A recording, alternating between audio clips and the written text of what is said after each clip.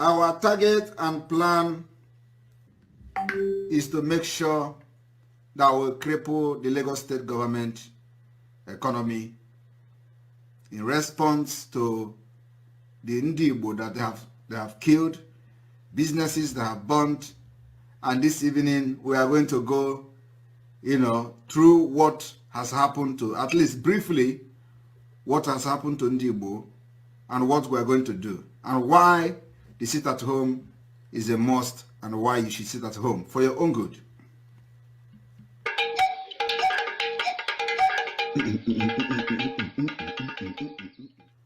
And we have come to start preparing Ndigbo in Lagos for sit-at-home civil disobedience, which is targeted at crippling the economy of Lagos State in response to the killing, burning of market, and destruction of properties of Ndigbo in Lagos. We are not going to physically fight anybody. We have a better way to deal with the government of Lagos. In this place, everything has gone down. I've lost millions. Hey guys, good evening, good afternoon, good morning, wherever you're watching from. I just want to say thank you again for joining the hobby today. Today's special, guys. You know what is going on all this while that a few days ago that Simon Ekpa called for ESN special force to start working with the Igbo traders in Lagos in order to protect their property, because since the Nigeria election, about 4 markets that majority of the traders are Igbos have been born in Lagos, and this market costs so much billions of naira. And you guys know, with the economy of the world these days, it's not easy for you to get easy finance. So for the Nigerian government keeping mute on this, watching the Igbo businesses getting destroyed by hooligans of Yoruba hooligans, call them alaye or you call them tongues or hooligans, whatever you call them, they decide to work on Igbo businessmen to destroy their means of livelihood. That have generated a lot of empathy from Igbos. And why this is happening, Nigerian government refused to speak. All the other tribes leaders refuse to speak. In fact, we have other tribe leaders actually instigating the problem. Somebody like Fani Kayode and FC spokesperson. Even Bola Tinubu himself, the acclaimed president elect by INEC, actually fueled the whole thing and said that Igbos came with polythene bag and they make money here, they don't respect them. So all this continue to fuel the ethnic problem. So in order to do this, the Igbos in Lagos are left powerless. They have nothing to do. Even the United Nations, who often come forward and say, okay, that we want democracy to function, we want Nigerians to be together, they keep mute, watching innocent people getting killed by Nigerian soldiers, getting killed by Nigerian police, indirectly sponsored ethnic cleansing. That's what we are seeing here. Then the little that the Igbos, mainly Biafrans, can do, they say, okay, we affiliate with the already established network to help protect the businesses. If Nigerian soldiers are keeping quiet, Nigerian police are keeping quiet, Nigerian DSS are keeping quiet, let the Igbos unite themselves and protect their business. Now what happened? We must shut down Lagos. If not 1 month, 2 weeks, if not 2 weeks, 1 week. If not 1 week, 3 days. Time guys, I know see them go down. About can shut go down. Yes. But 1 week, 2 weeks. Yes, what to accord? No going back. Other only when it's Christmas, I understand December, but not empty. I know China Canada. One at Lagos are busy. Go to lab, shop, you need not busy. Over the Bagariba and not talk about China. We will stop this. This will stop. Period. Yes, sir. The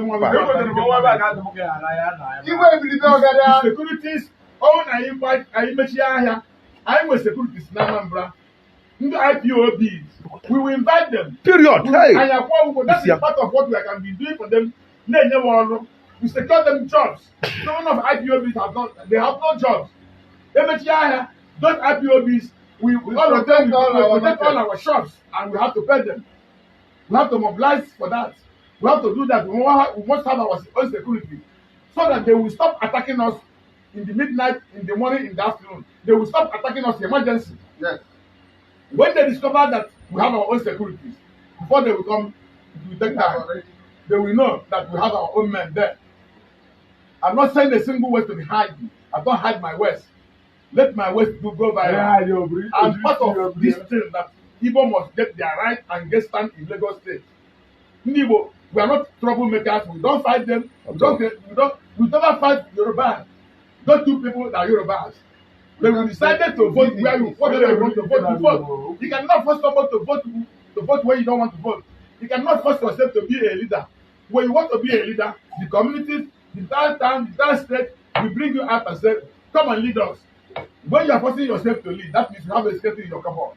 So I'm not a party to collect money anytime from anybody.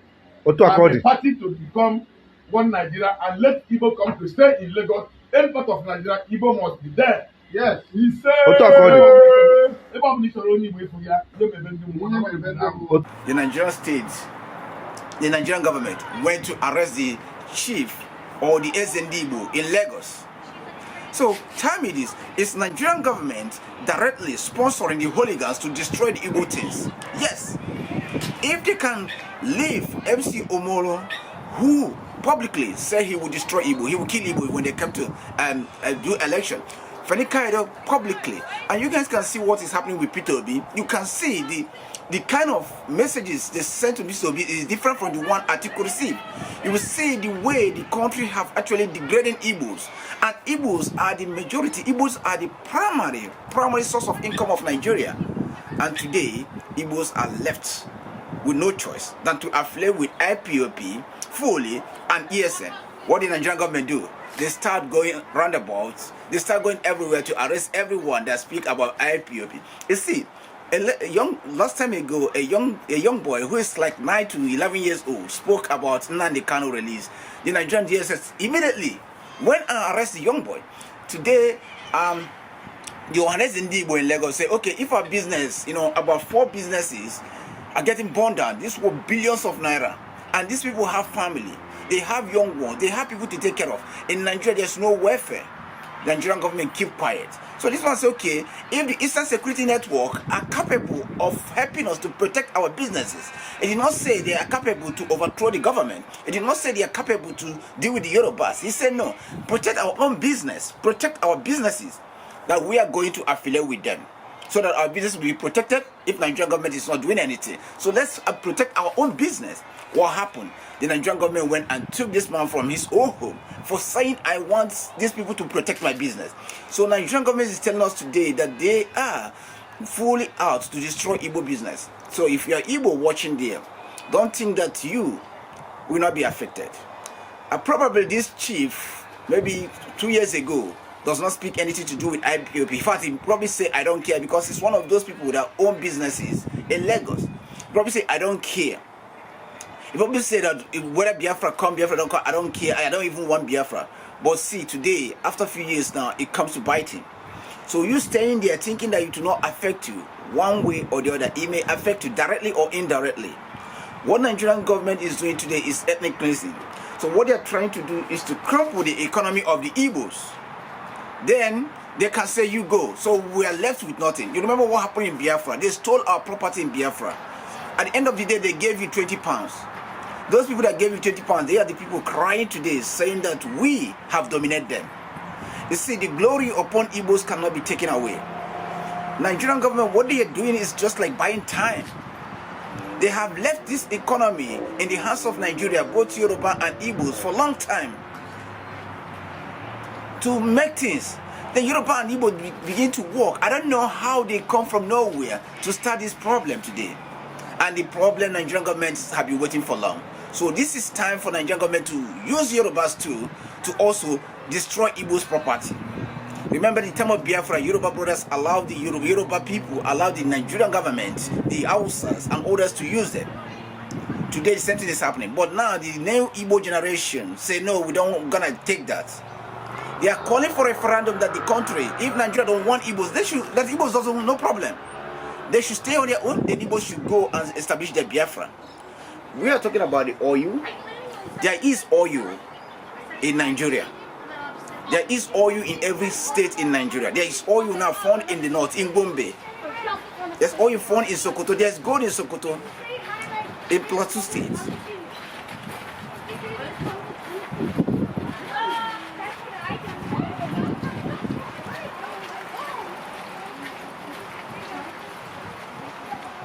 So there's oil found in Plateau State. There's oil found in Kebbi. So now we are not saying that the oil is just in the Biafran area. That's why the government don't want to go. They should go and establish their own so that there will be no problem. This ethnic problem should stop. Profiling of Igbo should stop. Profiling of Yoruba should stop. I have called the United Nations severally to step into this matter. I made a peace. I made amendment. The people, I heard Bo Johnson say that democracy is all about allowing people to elect who lead them. This is what Boris Johnson, former UK Prime Minister, told the Nigerians, few weeks ago that he came down to Nigeria after the election. If that's the case, why wouldn't people be allowed to choose what they want to, whether they want to stay as one Nigeria or they want to go their way? How can we impose? UK came from nowhere and established company called Niger, from Niger to Nigeria. Today, Nigeria is not a country. Nigeria is not emotionally attached to anyone. And since the foundation of Nigeria, there continue to be ethnic cleansing. Millions of people have died for the sake of Biafra or one Nigeria. Why can't the United Nations step in? If they are there to take care of, to see the fundamental right of the whole world, they have to step in here and demand for referendum for people to make choice. The ethnic groups does not want to live together. The Northerners does not want Igbos to be a president. Yoruba does not want Igbo to be a president. Then Igbos does not want Yoruba to be a president. And Yoruba also does not want Igbo to be a president. Why are they staying together? If you say we are one, they have to work as one. There's no way in Nigeria that Igbo business 4, not one shop, not one. These are different sections. 4 targeted attack. And each shop, what we are telling you now is not about 100. We are talking about millions of dollars. In a Western world, any property that is destroyed that worth millions of dollars, about billions of dollars, in the Western world, it will affect the economy. And this is what they are doing to Igbos. Igbos' property are getting destroyed. People are being forced to the street. People are being forced to start going back to where they have thought they have gone over. Out of envy, out of jealousy. People that meant to go and hustle for themselves, they see Igbos as the people that are taking their rights. Then if that's the case, why can't you guys do the needed thing and say, okay, Igbo should go? Igbo say they want to go, you say no. But Igbo says again, you are envying that they are dominating you. It's not stupidity. That's stupidity. Make up what you want and let these people go. So, like I was saying, our target and plan is to make sure that we cripple the Lagos state government economy in response to the Ndigbo that they have killed, businesses that have burnt, and then after that, they will respect Ndigbo in Lagos. The government of Lagos state will know that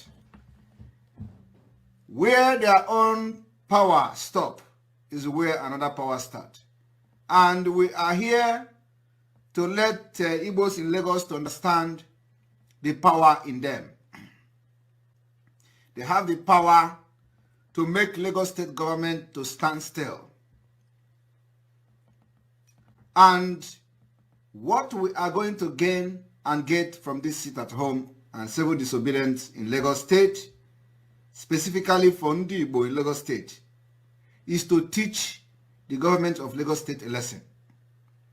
A very big lesson that the governor of Lagos state and whoever Fulanis that are sponsoring him will never forget. And let me tell you, as this sit at home will be happening, I believe that majority of Igbo business people in Lagos have already made up their mind. You must relocate your business back to the eastern region. You are not going to move once. You are going to move gradually. You are going to move step by step. You will make your biggest warehouse in the southeast. You are going to move your headquarters in the southeast. and then you come back to Lagos and stay as a branch office in Lagos. Because the days ahead are evil. So I'm making this broadcast not just to encourage you to make sure to know what you can do and make the Lagos government pay. We know that the life that have lost sponsored by the killing sponsored by the Lagos state may not come back again. Those people that were killed by Lagos state government may not come back to life again.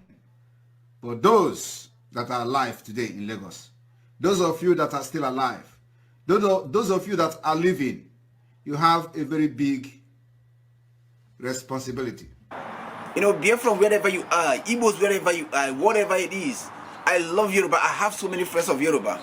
And I think that with the way things are going, it's better they have different nations, that we can build on common relationship.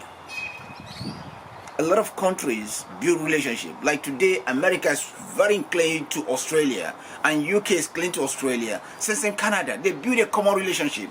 Could you imagine they are together fighting? This thing will not happen. Igbos and Yoruba can have their own nation and build a common relationship. You know, it pains me so much to see what is going on in that place, because I know that among the whole ethnic groups, no ethnic group intermarried like Igbo and Yoruba. Igbos have given Yoruba so much.